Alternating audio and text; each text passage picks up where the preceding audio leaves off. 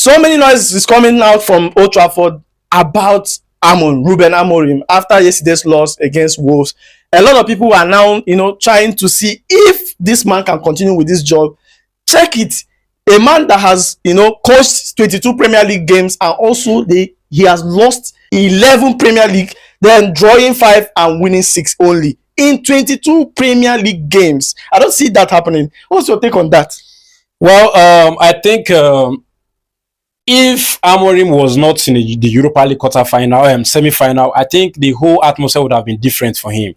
I think he's a lucky guy. He's a lucky guy because the club right now does not seem to prioritize major trophies. At the moment, we prioritize rebuilding, trying to create a new identity, trying to create a team that is stabilized. I think that is the only dream that is, making Amorim to look like the guy that we should stick with.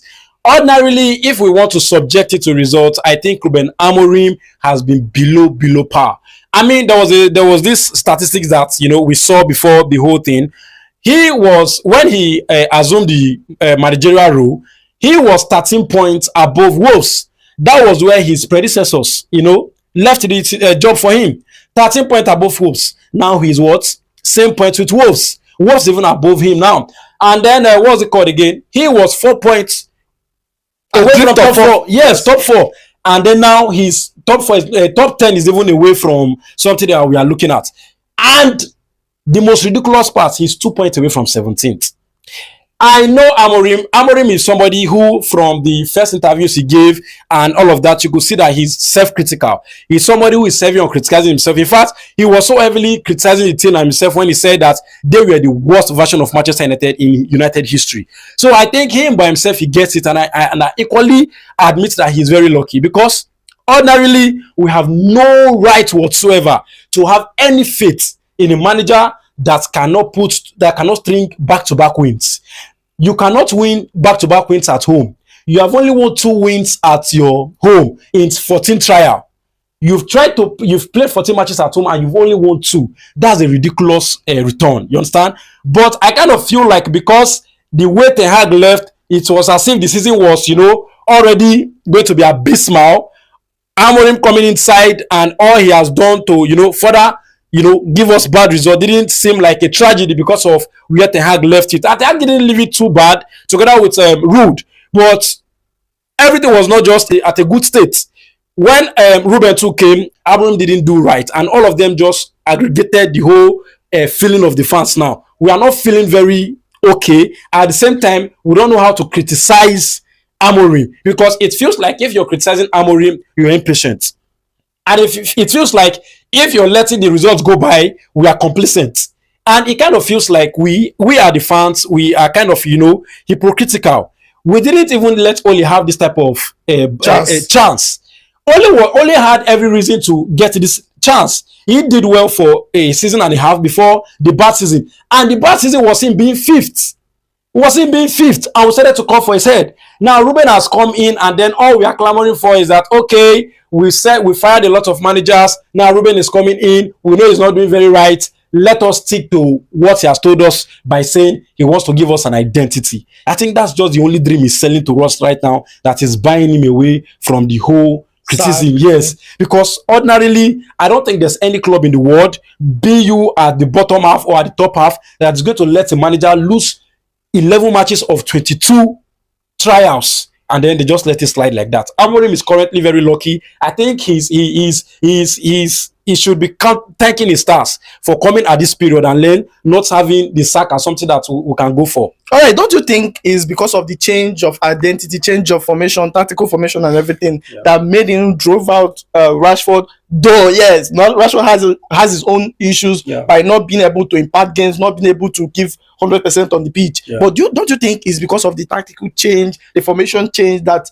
Manchester United are not aware of? They are trying to adapt to it, that made them stay adrift to this point. Well, I think that is a very, very, it's not a, I think if you go about this analysis without looking at it properly, it's going to make you to kind of, condescend on Amorim. And I don't want to condescend on his managerial tactical prowess.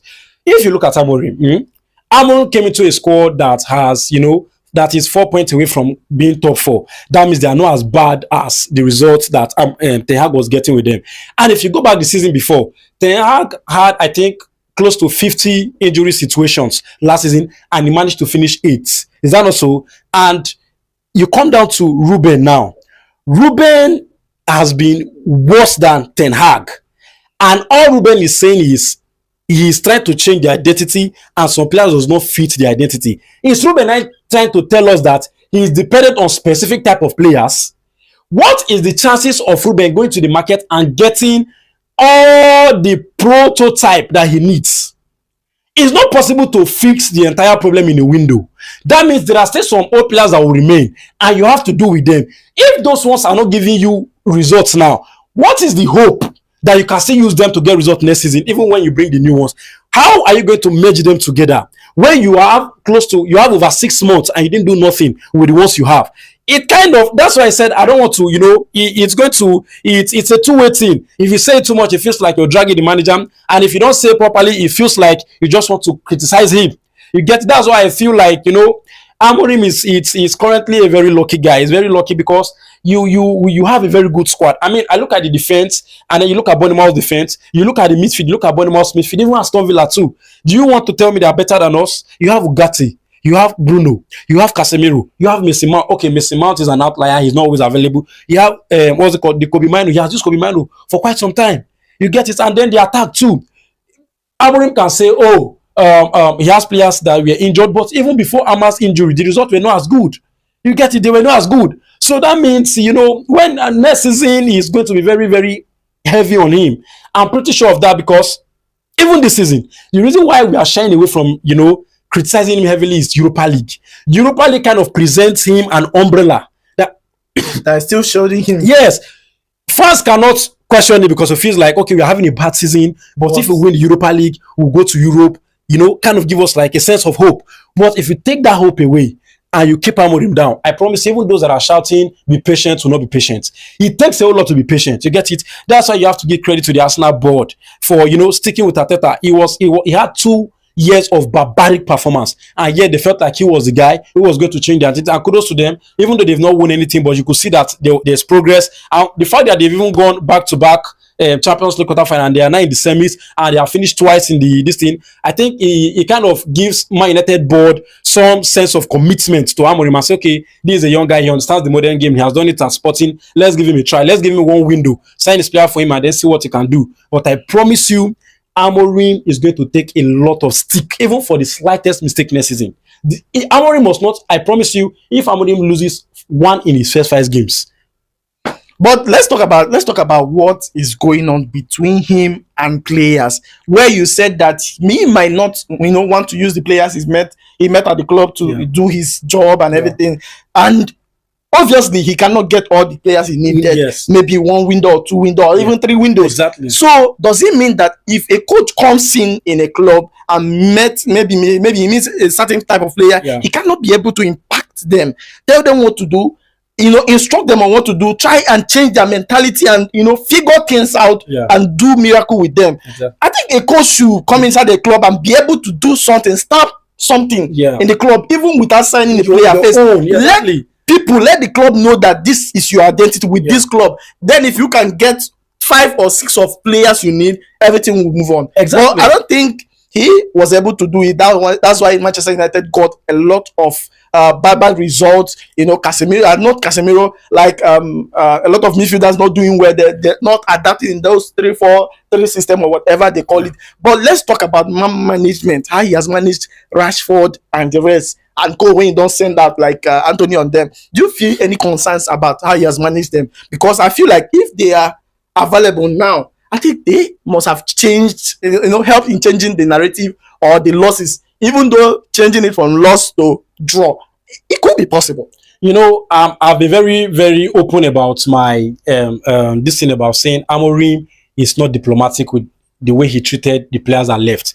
The fans knew that Anthony was not giving enough. Rashford was not giving enough, but you needed them.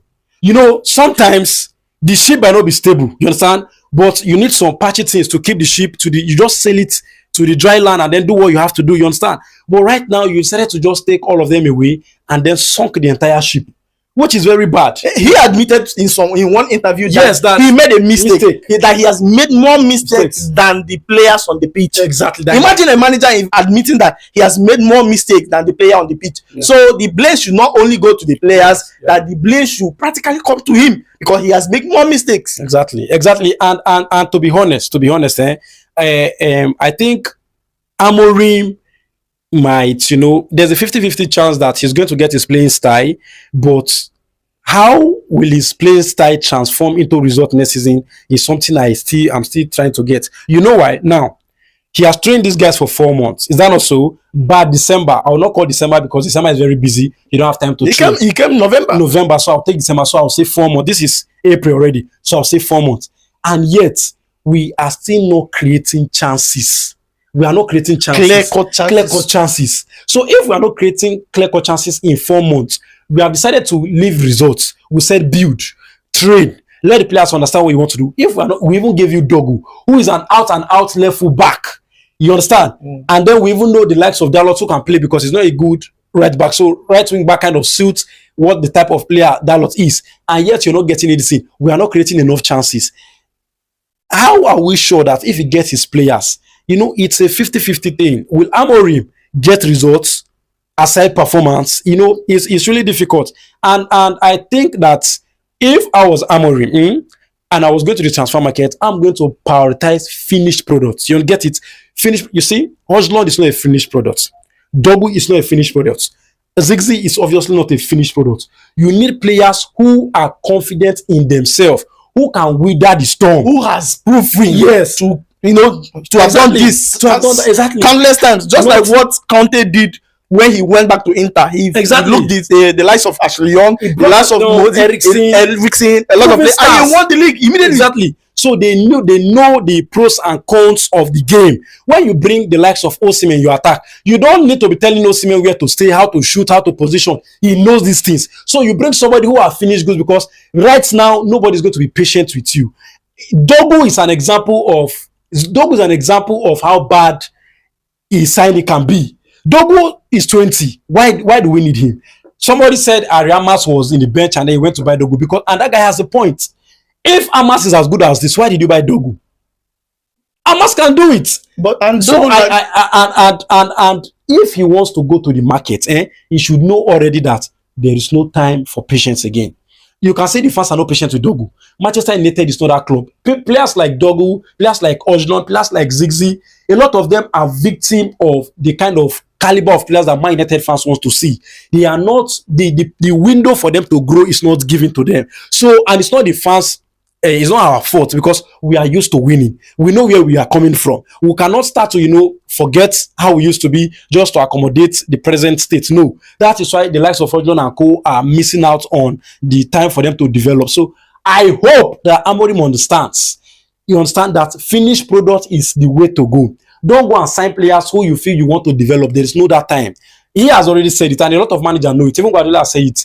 At top clubs, time is a luxury. You don't always get it. If you are going to get time, you must earn the time. You must be worth giving time before they will give you time. So I urge him to go for finished products. That's just it. All right, so guys, tell me what you think. What your thoughts are on the comment section. Do you think Amorim needs time to adapt, or do you think he has gotten enough time that next season you will start, questioning him, criticizing, and doing all sorts of things? If he doesn't improve, then sack comes in. Do you think it's like that? Do you think the players he's searching for is very, very important compared to the ones he had now that he could have harnessed and try and bring the best out of them? Do you think all those things? What do you think about all those things? Let me know down in the comment section, and please don't forget to follow us on all social media platforms at Football Analysis, and also subscribe to our YouTube channel. Thank you for always listening, and see you on the next one.